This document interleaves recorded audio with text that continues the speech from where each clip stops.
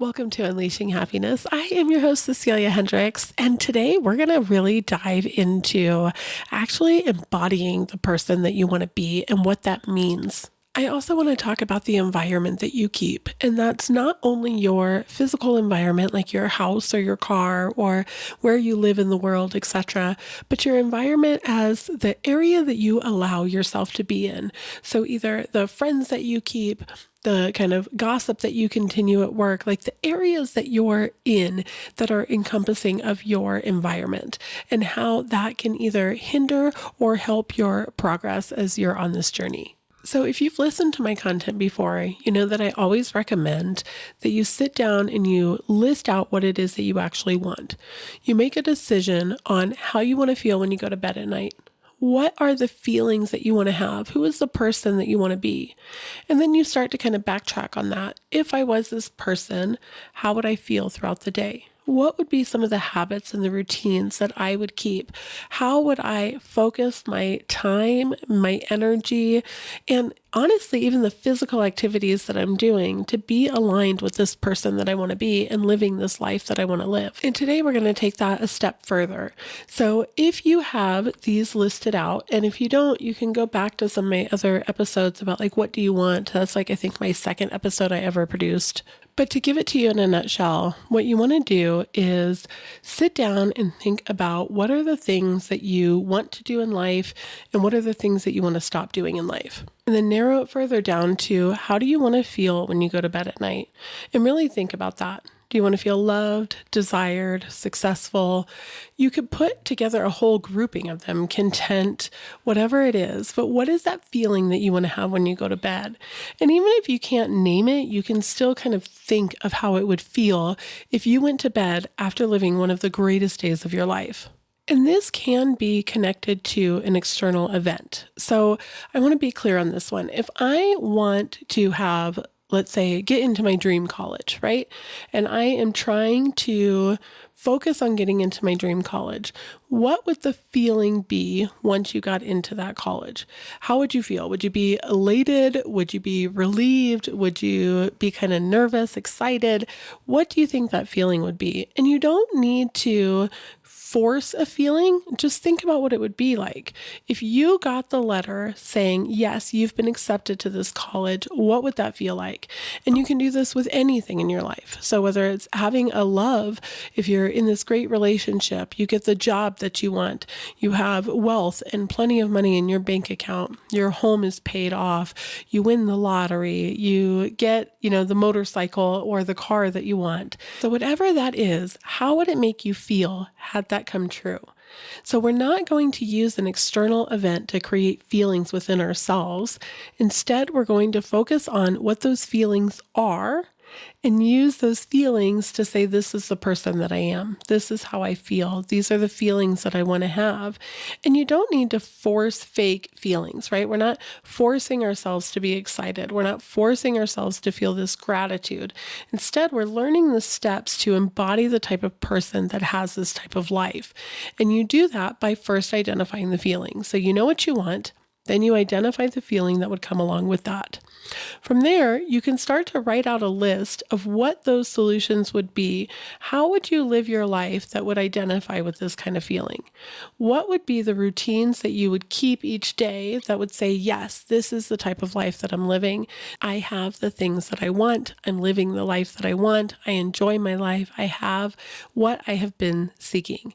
And so now you're starting to tie those together. And I want you then to start thinking about actions that you could take that also equal those feelings.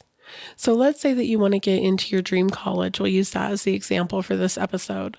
And you say, if I got into my dream college, I would feel absolute relief. I would have a weight lifted off my shoulders and I would feel relief. So what habits are you keeping today that actually align with somebody who's in their dream college and that has gotten that acceptance? And which ones can you change that would be more aligned with that type of person? So think about the way that you wake up in the morning. What are the first actions that you're taking? And you can list these out. I am doing XYZ when I first wake up, and it's actually coming from an area of desperation and panic.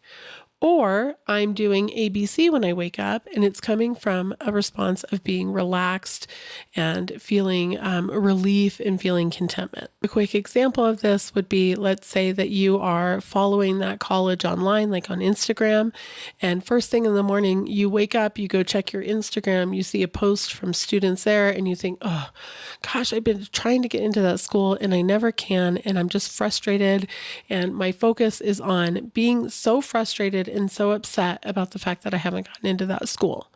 Well, those are not aligned with the feelings that you're trying to garner. So instead, you're going to wake up and start doing additional activities. And that's why I always promote doing daily joys.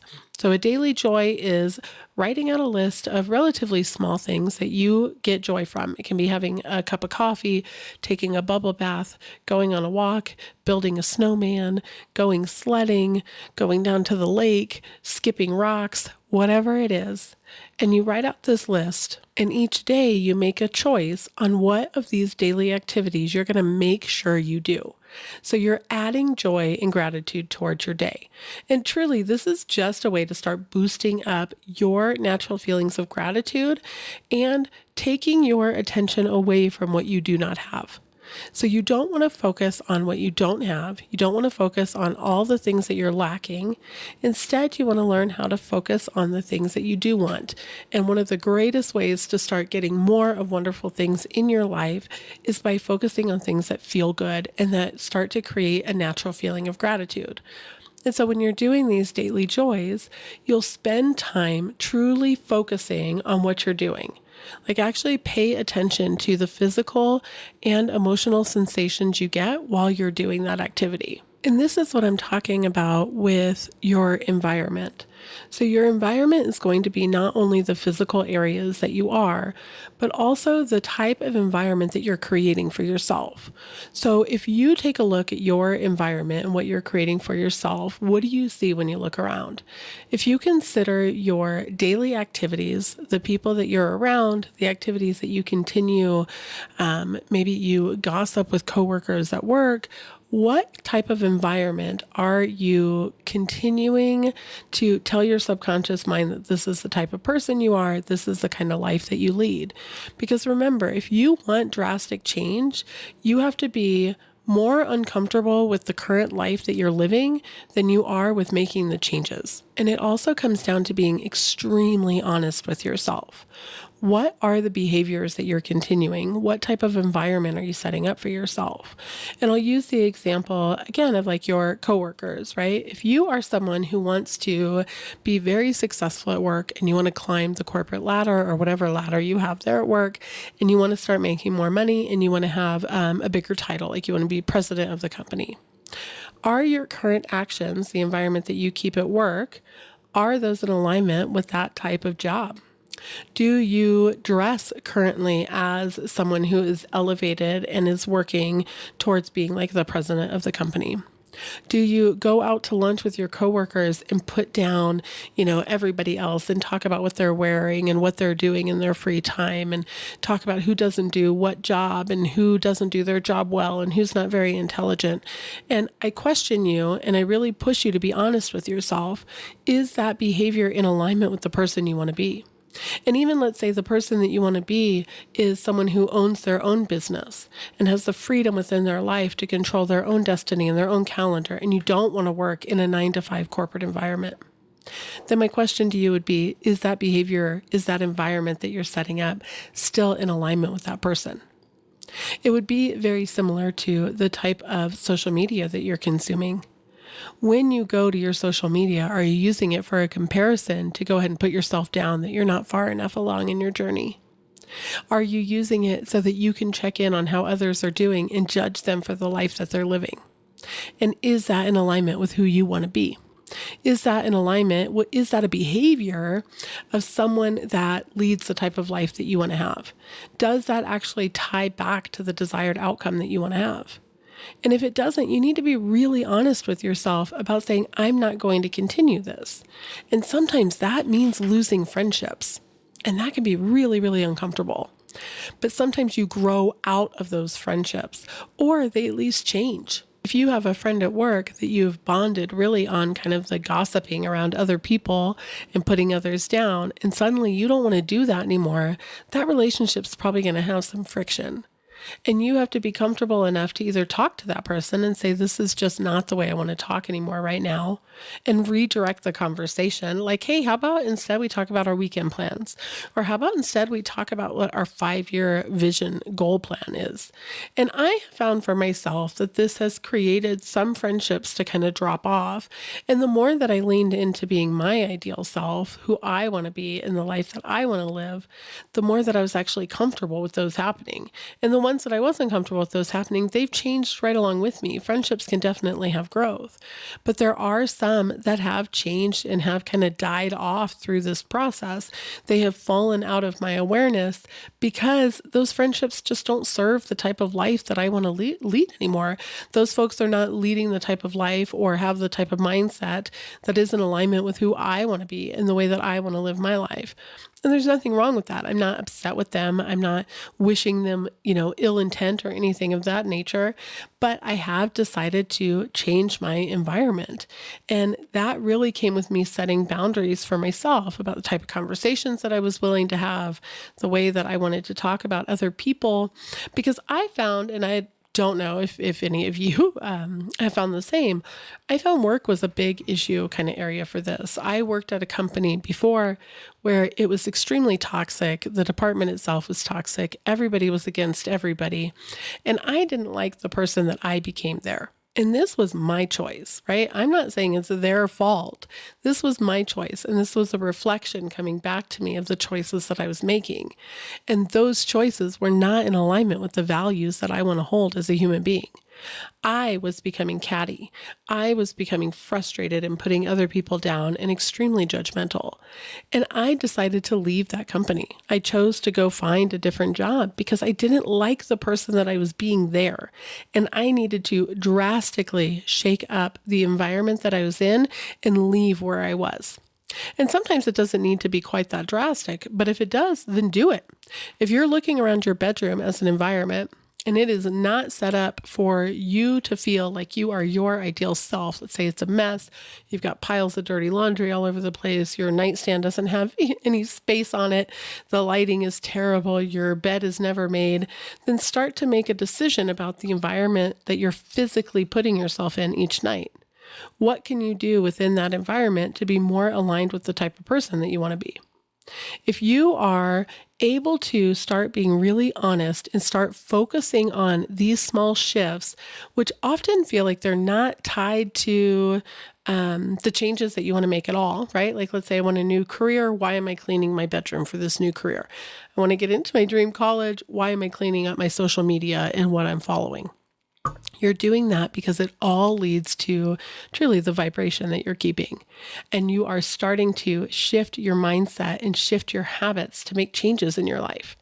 And those are the type of shifts that you can do that are really small.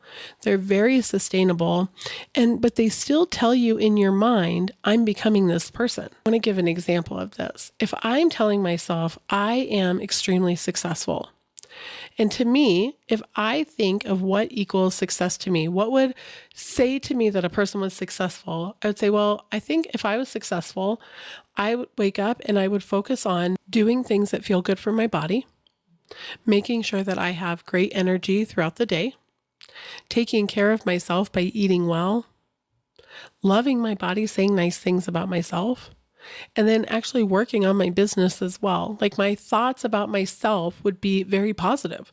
If I was the successful, beautiful, wonderful, funny, amazing person that I want to be, I would be kind to myself in the morning.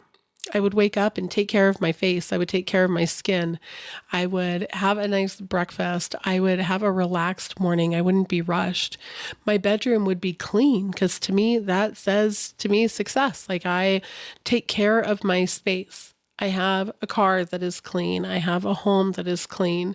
My refrigerator doesn't have food that's growing mold from who knows when, in the back of the refrigerator. These are all small things that lead up to your identity. So then when I start making shifts to those, I've told myself, when I do these things, it's because I'm a successful human. When I do these things, it's saying that I am this ideal person that I want to be. When my bedroom is clean and my bed is made, I'm telling myself that my identity is in alignment with my ideal self. And you do this without actually physically saying it to yourself over and over. It's a very small shift.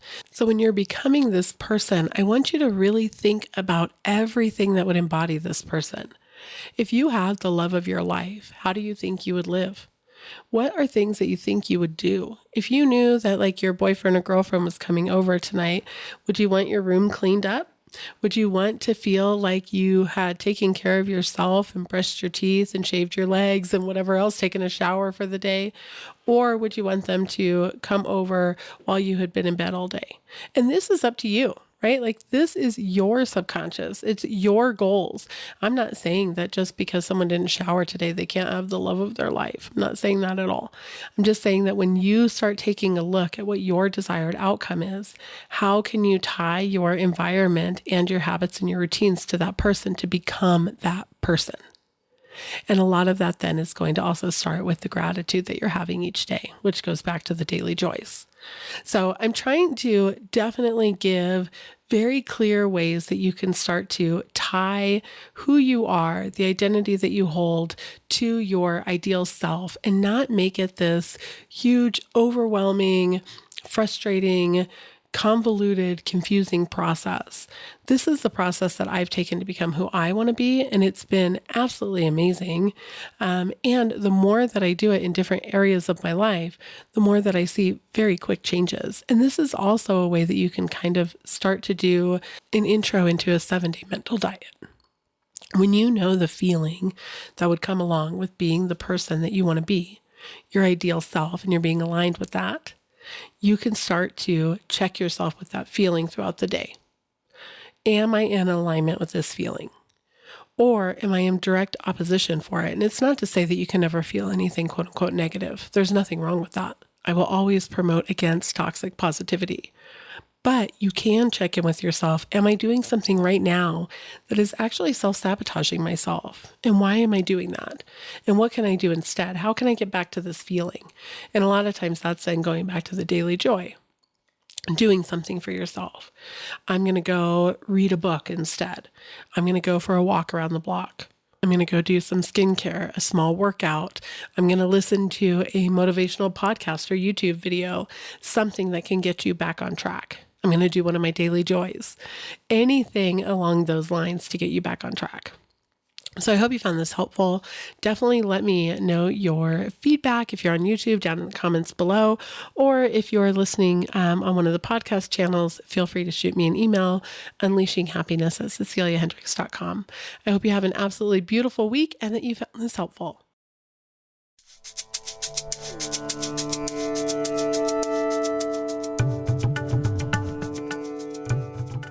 Thank you again for joining me today. I really hope that you're enjoying the podcast as much as I enjoy making it. And if you did, if you could please leave me a review, I would greatly appreciate it. I hope you have a beautiful week.